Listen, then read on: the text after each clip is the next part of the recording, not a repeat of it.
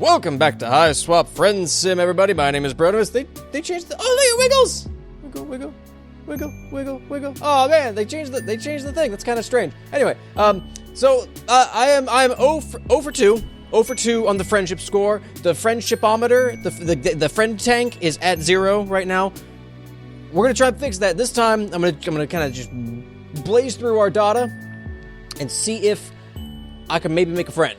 So let's start. Whoa! Okay, of Bloodthirst and Bratwurst. Additional contributor as a regular basis, purchase more volumes here. Oh, so they already released volume 2? I might need to look into this. But first, we're going to go see if I can make a friend with Ardata, because I have not done well. So I'm going to just zip through this and see where we get. Okay, this is also very different. Oh, I like it, though. Oh, they give you their full name, too. Now, so we have Ardata Karmia and Diemen Zekali. Okay, interesting. Look at that little wink. All right, let's see if we can make a friend here.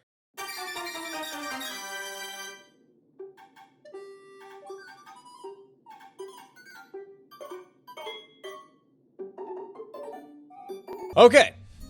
So, I did the first choice. I stayed the same. I said, sure, I'll do whatever sounds great. That's awesome. I figured that one would stay the same, but this time I'm gonna do get the hell out of there and see what happens. This is all a little experimental. I'm experimenting with my friends and seeing what their likes and dislikes are. Ardata is very sadistic. I'm getting that. So maybe she'll enjoy the hunt. Ticks don't enjoy hunts, do they? We're gonna find out. First, you clear your head and try to think innocent thoughts. That's right, she's psychic.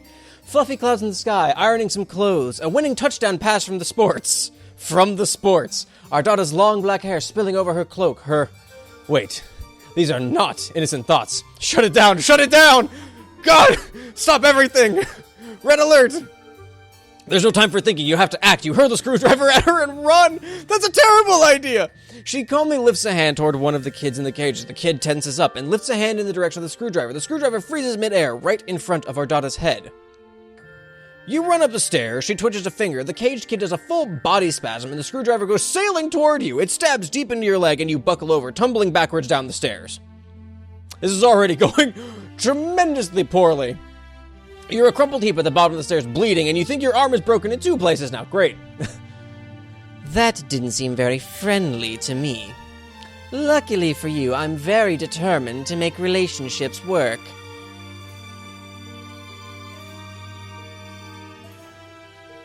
Even ones with people who flee simple furniture assembly projects.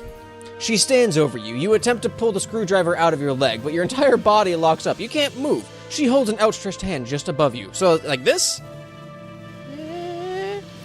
You shouldn't try to move yet. And you certainly shouldn't try to pull out that screwdriver. You'll get blood everywhere. To my 3 little eyes, under the present conditions, it seems to me that only one of us should attempt walking up these stairs. You feel relieved. Perhaps she has some alien means of levitating you up the stairs? Wait, no. Your body is tensing up again. It's moving without your permission. You get to your feet without taking the screwdriver out. Wow, that hurts. What is she making you... Wait, what? She can't be. Hi, Ardata! You use both of your arms and all your strength and pick her up entirely. The pain from your arm is excruciating. Arms with broken bones are not meant for heavy lifting, or any kind of lifting. Light lifting, medium lifting. Doesn't matter, you shouldn't do it. The additional weight on your wounded leg isn't great either. You hold her as a groom would hold a bride. She wraps her arms around your neck to hang on to you in what strikes you as an overly familiar manner. She looks directly into your eyes and grins. This is better. Now onward and upward, new friend. I'm not gonna laugh. I can't laugh. It's not good. Your legs begin to operate without your consent. They wobble and struggle under the weight. The wound throbs. You lumber back up the long flight of stairs, carrying her all the way. This is great. You take her back to the kitchen and set her down in a chair seated at a table. You didn't think I'd forget about dinner time, did you? I mean, a little bit. I kind of thought that she'd come right over your head. Let's put your unfriendly behavior behind us. It's a good thing for you that I'm benevolent enough to overlook disgusting acts of betrayal. You may have noticed I keep several friends in my hive who I have similarly forgiven. Consider the transgression blood beneath the abattoir? Abattoir. I have no idea what that word is. Me brain no work good. You exhale. Now that she mentions it, yes, you are hungry. Maybe a warm meal will lift up your spirits and get this heretofore turbulent friendship back on track. Maybe you'll even get the chance to pull the screwdriver out of your leg. We'll see. You pull out a chair and attempt to sit down. I thought you were going to say you pull out the screwdriver, just right then and there. But your legs lock up, and then you stand again. Apparently, this was not the right thing to do. Oh, but why are you sitting? There's cooking to be done. Oh, great. You stagger mechanically over to the fridge, just like, and open it. You pull out a large hock of some sort of alien mystery meat and put it on the counter. Oh, goody. With your broken arm, you reach in anguish for a dangling meat cleaver. You chop the hock, wincing with each swing of the cleaver. Oh, God, like the broken arm just making the cracks worse. You place the sliced meat in a frying pan, sear it lightly, and serve it on a plate very rare, just the way your new friend likes it. How would I know that? You didn't know that's the way she likes it, but you surmise this is what she prefers in a piece of meat, since technically she is the one doing the cooking. That is actually very, very fair. Fair point. You put it on the table in front of her, along with a fork and knife beside it. Your muscles relax as you apparently are allowed to control your own body again. She does nothing except for look at you with a pleased expression. You eye the meat in front of her, then the meat on the counter, and the chair on the side, or on the other side of the table. Man, my eyes. They didn't want to make that work at all. What should you do? Prepare a plate for yourself? Is this what she wants you to do? Well, it looks like you're confused. Isn't it obvious what to do next under your own volition? A good friend would know what to do. In fact, I don't think a good friend would take nearly as long to decide what the right thing to do next is. It actually seems to me that a very rude friend would hesitate for as long as you are hesitating. Or perhaps someone who is not a friend at all. You begin to sweat again. You clearly don't have much time to make up your mind. If you wait for even a few seconds longer, you will probably be guilty of being a bad friend, maybe even a dreadful one. And we don't want that. That's not the type of person you like to think you are. What will you do? Oh man, I don't know. I mean, look at all these buttons down here I could press. I guess I'll feed her? This feels like the only obvious thing to do. She is looking up at you quite expectantly. You reach for the fork with your good arm. You go for the knife with your other... Ow. You can't do it. The arm is much less serviceable when the muscles are not being forced via psychic override to disregard the pain response. Yeah? And nevertheless, she looks at you patiently and smiles. But that's nice of her. You think? Not to be mad about it. You feel like you're growing closer to your new friend by the minute. You put the fork down and pick up the knife with your good arm. You cut the meat into several pieces with a careful sawing motion.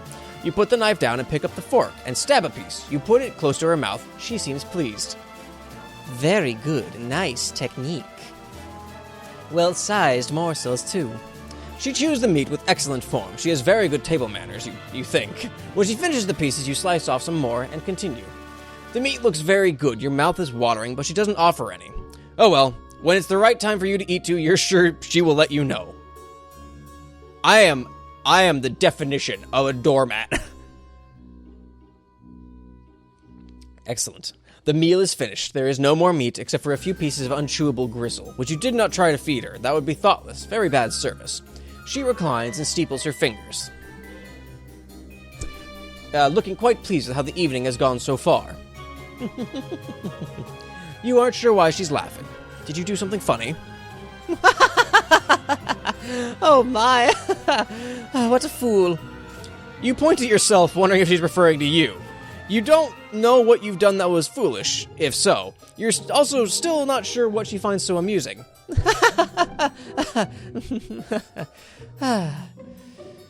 She pauses her laughter for a minute or two, then slowly begins to frown. A faint blue tear rolls down her cheek from her bottom eye. Ardata?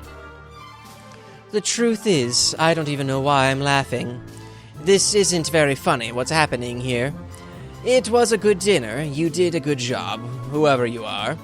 She puts her face in both of her hands and sobs quietly. You have no idea what to do about this. You stand there, still holding the fork, feeling a bit useless. I'm just standing there like...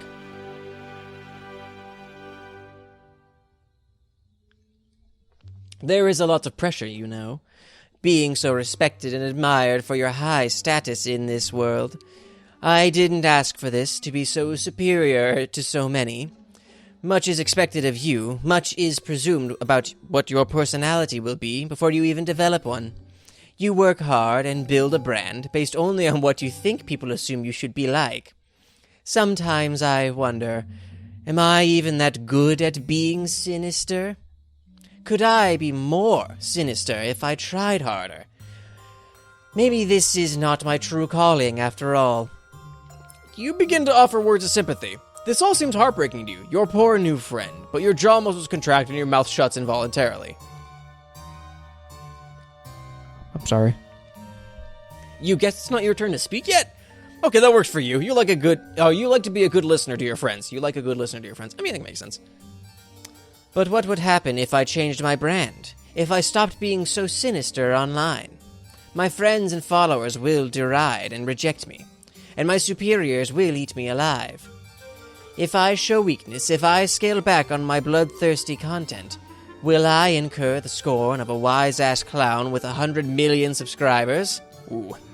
Yeah, you're not too far below Gamzee. I mean, it's figuring out, or high blood, I guess. Trying to figure out what her blood color is, because I can't tell, because it's blue, right? But I'm not sure if she's cerulean blood or blue blood, if she's Vriska or Equius. Because Equius is just one step below Gamzee, and he's a purple blood. He's a high blood, and he is the highest blood color of the land trolls, if I remember right. Pretty sure that is, because then it's only Equius, or not Equius, Eridan and Fefri above him. Will I be in a cage someday, listening to a fucking fool honk his horn for likes? Is that a euphemism for something? Because the high bloods, oh god, they worship the Dark Carnival. Fuck, I can't remember their religion. No, I must persist. How lonely it is to know this is all I can do, until the day I leave this planet. I have no material or sensory comforts left for me here. Until I can get on a ship and fly away, pain is my only solace. Your hand holding the fork grips it tighter. You're horrified to realize what it is in the process of doing. Oh, Jesus! You bring it down hard on her hand, which is placed flat on the table. She doesn't flinch or react in any way. 3 trails of cerulean blood flow from the tines where they pierce her skin. I just stabbed her in the hand, but I didn't do it of my own volition. I think we're okay.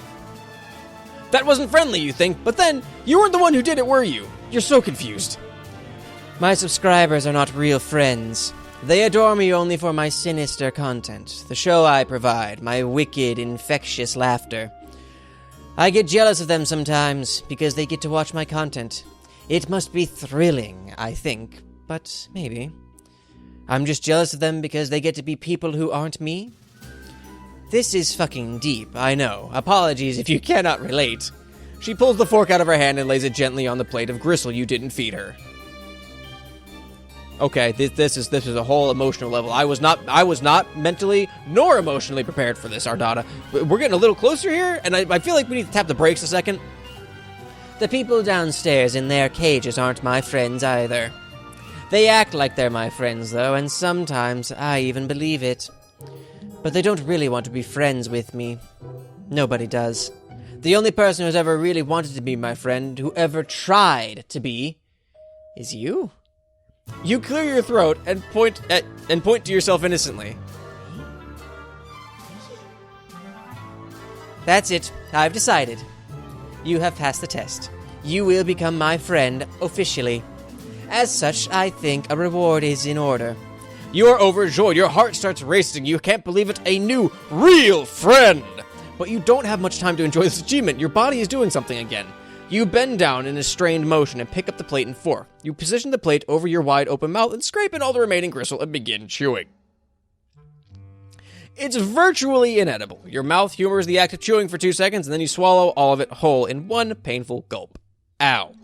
Tastes like friendship. Oh! Oh! We did it with Ardata! Oh my god, we're friends! Alright, 1 for 2 now. Might do the same thing for Diemen in this episode, because I've only been going for a few minutes. Do I want to go a longer episode? Let's go longer episode. Yes! Yes, friends! Friendship! Oh man, we did it! Okay, cool. So that went by relatively quickly. Let's see if we can get anything with Diemen going. All right. Yeah. All right, Diemen. Let's try it. All right, here we go. Back at that pivotal moment. I gave him a friendly pat on the back, and that led to us tumbling down the hill and me breaking Diemen's neck last time. So this time, I'm gonna give him a hug, and maybe he's like, whoa, hey, we're not cool, man. We're not cool enough for hugs yet. You advance, and he leans backward a little, as if caught off guard by your sympathy. Maybe you're coming on too strong, but you know there's no turning back now. You don't just throw the brakes on an imminent, heartfelt hug like this. The siren call beckons us. We must not deny the embrace. You embrace him awkwardly, and it goes well for a moment until you realize your arm is broken and it seizes up reflexively in pain. It jostles the hot dog in his hand, and he bobbles it. You both gasp. You try to detach from the hug so you can catch the dog, but it's already on its way to the ground. It's over. It's done. Oh, Jesus. In your attempt to save it, you stagger backwards and slip. The hot dog gets smushed under your big, dumb ass the moment it makes contact with the ground. Diemen lets out a shriek. No! Oh, dude. Dude, my dog! You scramble to get up in time, hoping you're not as owned as it... Hoping you're not as owned as it looks, but your feet keep slipping and your butt keeps grinding the hot dog into the mud. It's just a good old muddy hot dog paste. Ugh. When the carnage finally subsides, you roll over and check it out. It's completely unsalvageable, not immediately. Just a gross, meaty mud mash. That is an incredible alliteration. Like the hot dog never even existed. Diemen howls in agony and slumps backward against a tree. Oh no. You fucked this up so bad. That's it, man. I've lost everything. Not sure what the point of even living... what the point is of even living anymore. You are absolutely mortified by your clumsiness and foolishness. You have a feeling you'll be thinking about this moment for years to come, during those insecure moments when your mind seems to be looking for any excuse to make yourself cringe with self-doubt and shame. Ooh, boy! Oh, that one hits a little close to home. Still, you can't help but feel this guy is being a little unreasonable. It's just one hot dog. There are probably plenty more of those to come by, for those who know where to look in this strange world. He himself said he makes a habit of enjoying these, so they can't be all that uncommon. Maybe he just has an unusual psychological disorder surrounding a fixation on this particular food item? Yes, that could be it. Poor guy. This just means he needs your support as a friend all the more. You won't give up on your friends. Or, for that matter, people who you're trying desperately to become friends with. That just isn't who you are as a person. Double pistols and a wink. You have an idea. You run it by him with a sense of optimism and salesmanship. The past is behind you. There is no need to wallow in self-incrimination and guilt over the hot dog incident. Diemen perks up a little. You want to help me get another hot dog? Absolutely. It could be a fun adventure, you say. Something to bond over, to bring two new buddies closer together. Okay, you don't say that out loud, but you really hope it's true. Oh no. Could be a long shot. Sometimes it can be days before I'm united with another plump treat. Oh, I got a plump treat. Glistening with perspiration. Steaming, relaxing comfortably in a soft, melt-in-your-mouth loaf. Damn. Now I really want a hot dog. I guess I don't have much choice but to take you up on your offer, do I? What do you have in mind? Oh, hell yeah! It's a good question. You haven't made a plan yet, and frankly, you don't even know where to begin. But he's interested in spending more time with you, which is the most important thing. You'll figure something out. Oh man, that optimism. You decide, he's filled with determination. You decide to display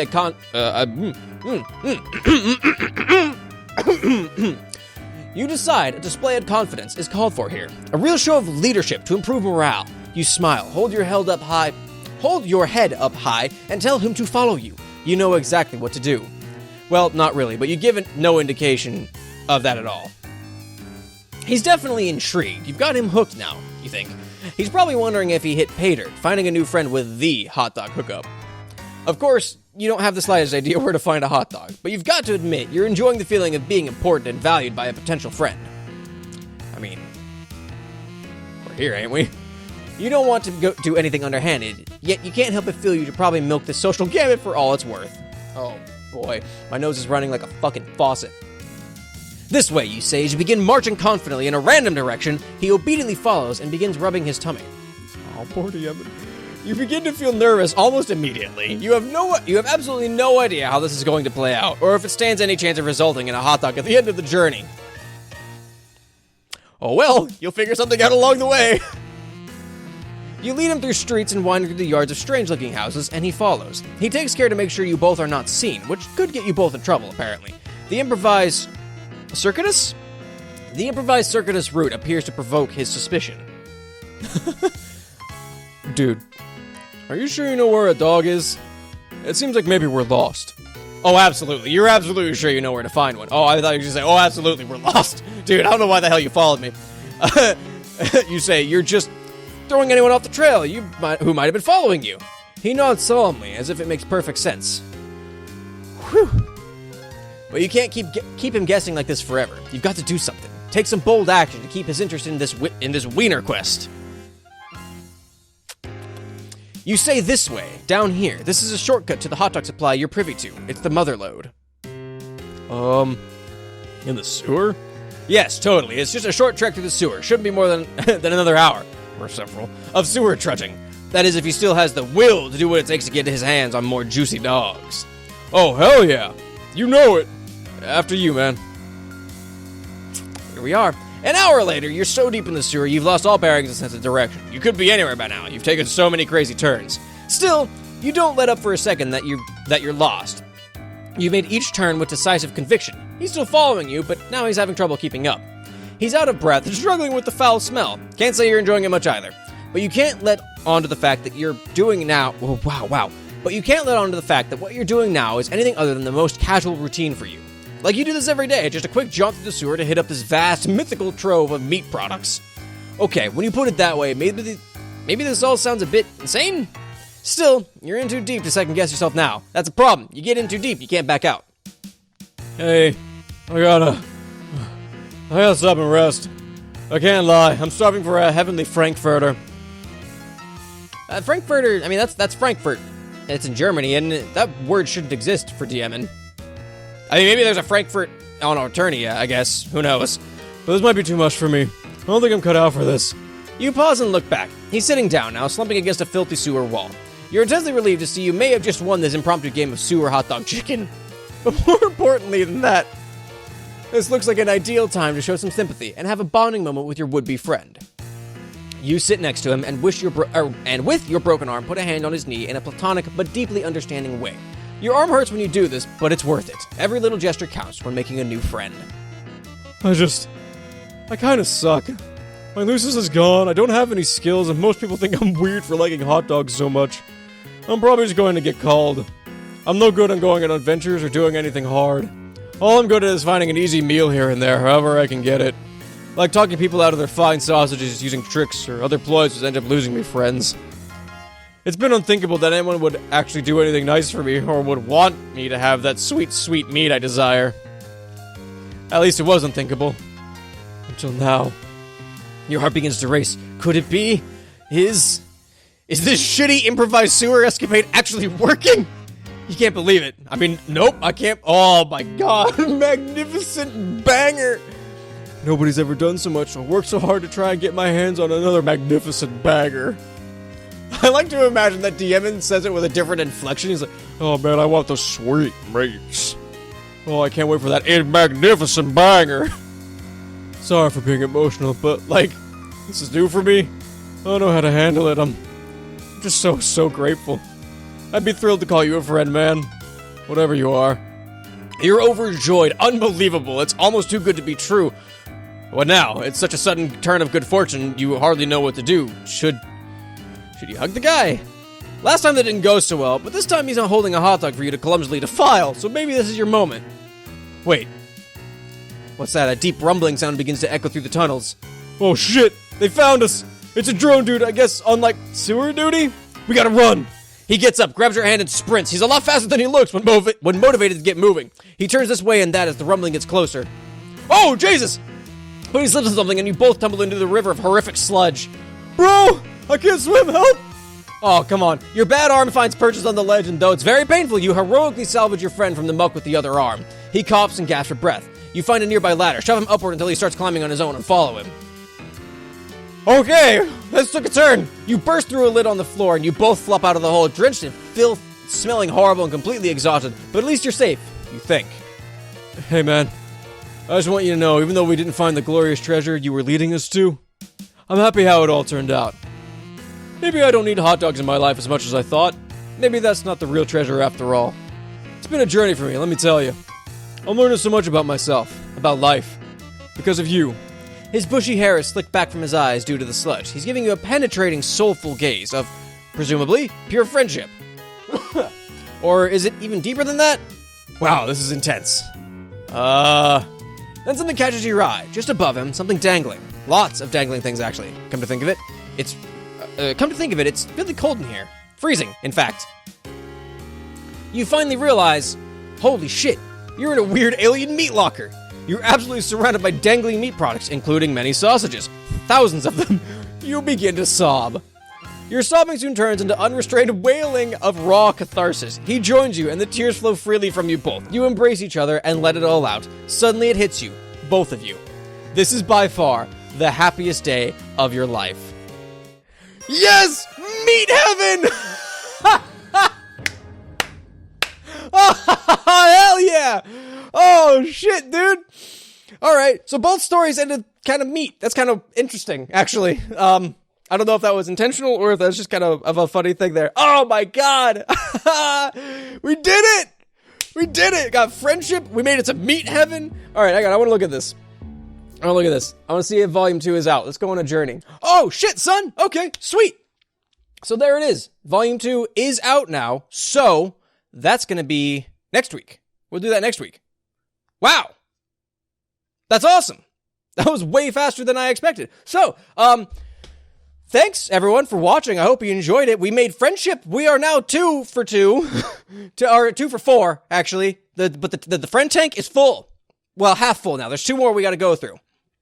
But I'm excited for this. So I hope you enjoyed it, everybody. If you liked it, make sure you click the like button. Subscribe so you can see when I start next week. Get the notification. Let me know what you guys think. I had some nice people last week say that they enjoyed it and that I'm the only Homestuck they've seen play this game. One of them said that. But yeah, thanks so much for letting me know what you guys think and continue to do so because that was a lot of fun. And yeah, share with your friends because sharing is caring. And you know what? It's all about friendship in Friendsim. But anyway, I hope you enjoyed this and see you next time. Later.